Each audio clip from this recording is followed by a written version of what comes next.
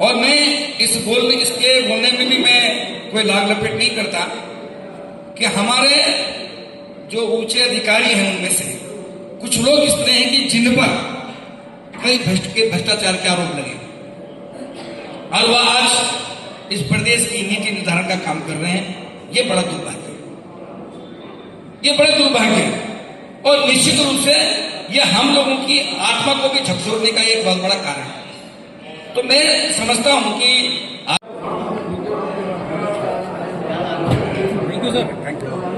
करेंगे कि भाई आपकी जिम्मेदारी है और आप ही एक प्रवक्ता है, ठेकेदारों का शासन करना आपकी जिम्मेदारी है, आपका कर्तव्य है। तो उसको भी अवगत कराएंगे कि ये सारी समस्या हैं, इनमें जो भी संभव हो उसका निराकरण हो पाए। ये निश्चित है मैदानी क्षेत्र में से की अपेक्षा जो पहाड़ी क्षेत्र वहां तो अगर देखा जाए तो आज की तारीख में मुख्य रोजगारी ठेकेदारी है। और क्योंकि मेरे भी 100-150 कार्यकर्ता होंगे, वो भी प्रत्यक्ष अप्रत्यक्ष रूप में जो है वो ठेकेदारी है। और मैं तुमको निश्चित रूप से, क्योंकि आप कोई क्षति होती है, कहीं भ्रष्टाचार होता है, अनियमितता होती है, तो आप लोग ये समझेंगे, जो स्थानीय व्यक्ति है वो समझेगा कि मैंने अपने देश प्रदेश के प्रति जो है अच्छा काम नहीं किया। और अगर अच्छा इसी भाव के साथ कि मैं अच्छा काम कर सकूं और इस प्रदेश में अपना सहयोग अच्छे काम के बलबूते दे सकूं, तो ये आपकी अपेक्षा रहती है, ऐसा मुझे विश्वास है।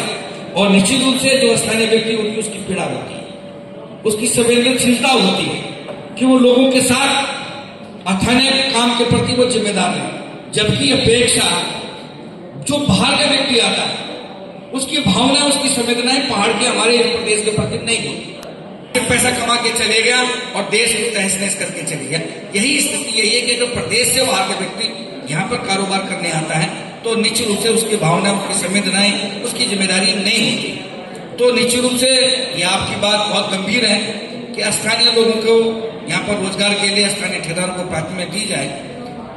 और मैं समझ से बीच में एक बार सरकार ने, हमसे पूर्ववर्ती सरकार ने ये व्यवस्था हुई थी, लेकिन उसका क्रियान्वयन नहीं हुआ। और ये बात सही है कि अगर हम लोग अपने प्रदेश में उपेक्षित होंगे तो इससे बड़ा दुर्भाग्य कुछ हो नहीं सकता। तो इसलिए आपकी मांग बिल्कुल जायज है और मुझसे जो बल पड़ेगा, मैं पहले भी कई बातें ऐसी हैं कि मैं आपकी सभा में नहीं कर सकता, अनौपचारिक बातें हैं।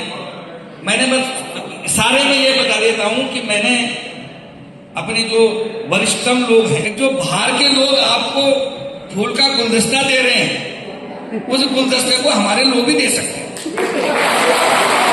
तो हमारे लोग भी दे सकते हैं। तो क्यों ना हम अपने लोगों से ही वो फूल का गुलदस्ता ले लें। और निश्चित रूप से है कि ये गलत परंपरा पाबंदी है।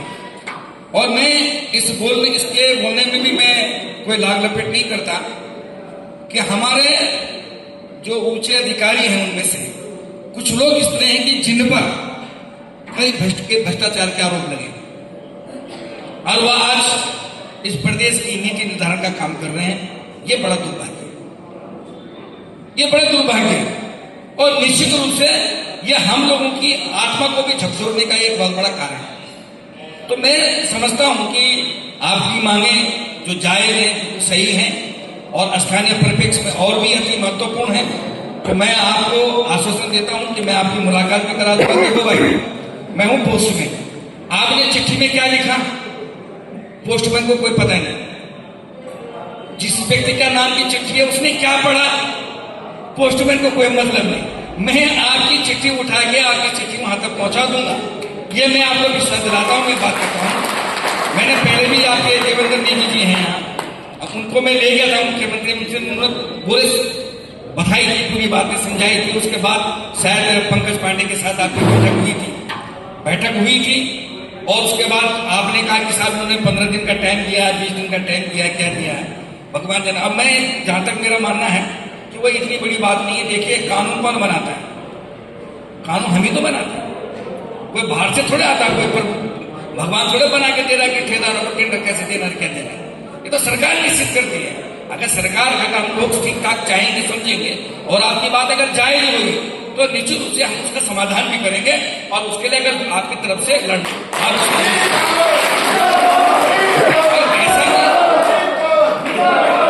ऐसा नहीं है कि आपके जो विधायक लोग हैं वो आपकी पैरवी नहीं कर रहे, ऐसा नहीं। आपके सारे लगभग मैं समझता हूं कि 90%, 90%, जहां तक कह रहे 110% इसलिए छोड़ रहा हूं तो हो सकता है मेरे संज्ञान में न हो, 90% विधायकों ने इस बात को उच्च स्तर पर रखा है और हमको आश्वासन मिला कि हम इस पर गंभीरता के साथ विचार करेंगे। और अभी 2-3 बातें और निकल के आई हैं, जैसे अनुभव वाली बात। मेरी समझ से अनुभव वाली बात को तो कैबिनेट में जाने की जरूरत ही नहीं है। ये पता नहीं, मेरी समझ में नहीं आ रही कि ये कहां से निकल के आ गई। अनुभव तो ठीक कह रहे थे, जैसे हमारे वरिष्ठतम भट्ट जी ने बताया कि भाई अनुभव तो अनुभव हुआ, अनुभव तो 100 साल का ज्यादा पुराना हुआ। जैसे शराब महंगी होती पुरानी, वैसे अनुभव भी पुराना महंगा। तो निश्चित रूप से यह है कि अनुभव तो अनुभव हुआ, तो पुराना होगा तो और भी अच्छा होगा।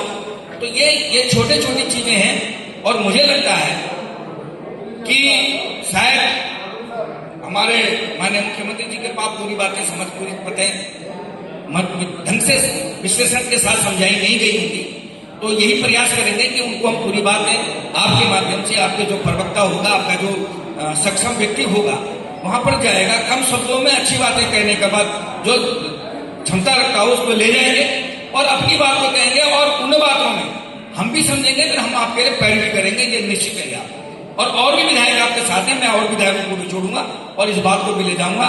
लेकिन एक बात और भी बता दूंगा कि अभी आपने संगठन बनाया और संगठन में क्या होता है, जब पानी का जहाज बना ना पहली बार, तो जिस व्यक्ति ने कहा कि देखो संगठन जो बनता है वो एक व्यक्ति की कल्पना पे बनता है, एक व्यक्ति के मन में कल्पना आती है, दूसरा उसमें सहमति देता है और तीसरा व्यक्ति उसको सहयोग देता है।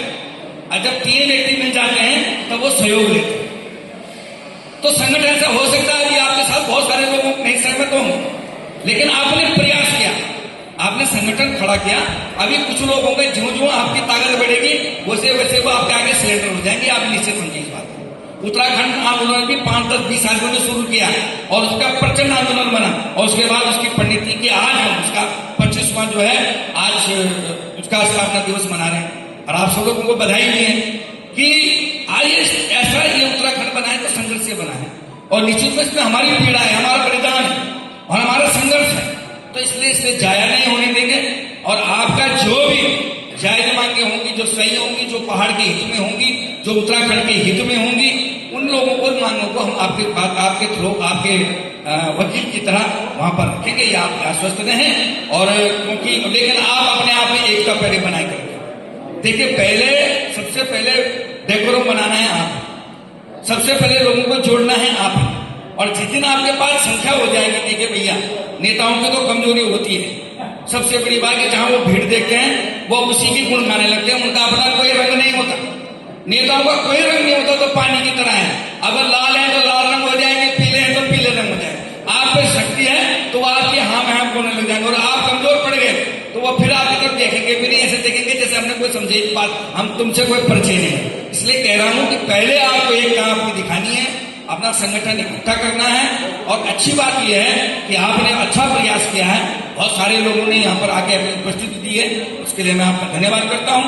और निश्चित रूप से स्थापना दिवस के शुभकामनाओं को वहां रखेंगे और सरकार माननीय मुख्यमंत्री निश्चित रूप से आपकी बात सुनेंगे और आपकी बात को गंभीरता समझेंगे, जो हमारे उत्तराखंड के हित में होगी।